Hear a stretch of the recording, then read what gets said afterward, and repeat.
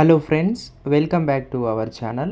Friends, ఈరోజు మన వీడియోలో ఇందిరమ్మ ఇండ్ల స్కీమ్కు త్వరలోనే గైడ్లైన్స్ అనే ఒక వీడియో అయితే చేస్తున్నాను. ఇంకా ఎవరైనా మన ఛానల్ని చూస్తున్నట్టయితే తప్పకుండా అయితే సబ్స్క్రైబ్ చేసుకోండి.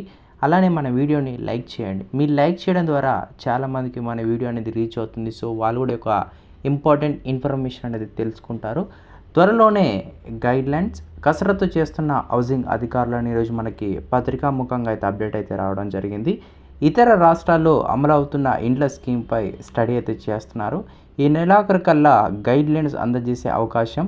హౌసింగ్ డిప్యూషన్పై 450 మంది ఆఫీసర్లు నియమించినట్టు మనకైతే రోజు పత్రికాముఖంగా అయితే అప్డేట్ అయితే రావడం జరిగింది.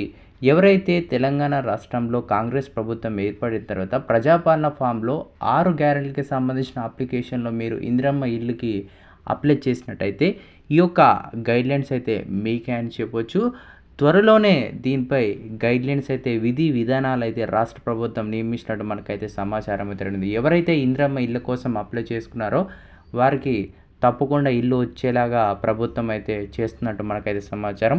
ఆల్రెడీ ఇల్లు ఉన్న వాళ్ళకైతే దాని గురించి అయితే మనకి ఎటువంటి సమాచారం అయితే లేదు. మరి ఒక కుటుంబంలో 2-3 ఫ్యామిలీలు ఉంటారు కాబట్టి దానిపై విధి విధానాలు అయితే త్వరలో అయితే రానున్నాయి. నేను దానిపై అయితే సపరేట్గా అయితే ఒక వీడియో అయితే చేస్తాను.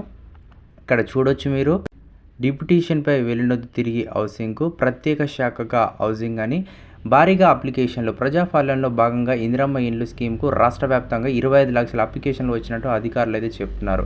వీటిని క్షుణ్ణంగా పరిశీలించి అర్హులకు ఎంపిక చేయాలని ఉంది. గ్రామాల్లో ఇల్లు లేని వాళ్ళు, సొంత ఇల్లు లేని వాళ్ళు ఇలా అర్హులకు సెలెక్ట్ చేయనట్టు తెలుస్తుంది. గత ప్రభుత్వం డబుల్ బెడ్రూమ్ ఇళ్లను గృహలక్ష్మి స్కీమ్కు అప్లై చేయడం వాళ్ళని పరిగణలోకి తీసుకున్నట్టు కూడా తెలుస్తుంది.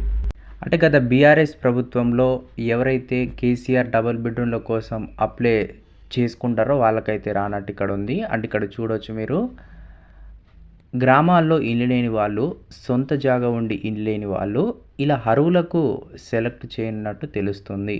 గత ప్రభుత్వంలో డబుల్ బెడ్రూమ్ ఇండ్లకు గృహలక్ష్మి స్కీమ్ అప్లైకు చేసుకున్న వాళ్ళను పరిగణలోకి తీసుకోనట్లు తెలుస్తుంది. అంటే గత ప్రభుత్వంలో ఎవరైతే ఈ యొక్క డబల్ బెడ్రూమ్స్కి అప్లై చేసుకుంటారో వాళ్ళ అప్లికేషన్స్ ఆల్రెడీ గవర్నమెంట్ దగ్గర ఉన్నాయి. దానికి ఇది సంబంధం లేదు. మిగతా మనకి ప్రజాపాలన ఫామ్లో దాదాపు 25 లక్షల అప్లికేషన్లు వచ్చినాయి దీనికి సంబంధించి. మరి దీనిపై మనకైతే త్వరలో అయితే గైడ్లైన్స్ అయితే రాబోతుంది. కసరత్తు చేస్తున్న హౌసింగ్ అధికారులను కూడా మనకైతే అఫీషియల్గా అయితే న్యూస్ అయితే రావడం జరిగింది. దీనిపై మరి ఎలా ఉండబోతుంది ఫ్యూచర్ అప్డేట్స్ అనేది నెక్స్ట్ వీడియోలో అయితే తప్పకుండా అయితే వీడియో చేస్తాను. కామెంట్ చేయండి, డౌట్ ఉంటే సబ్స్క్రైబ్ చేసుకుని లైక్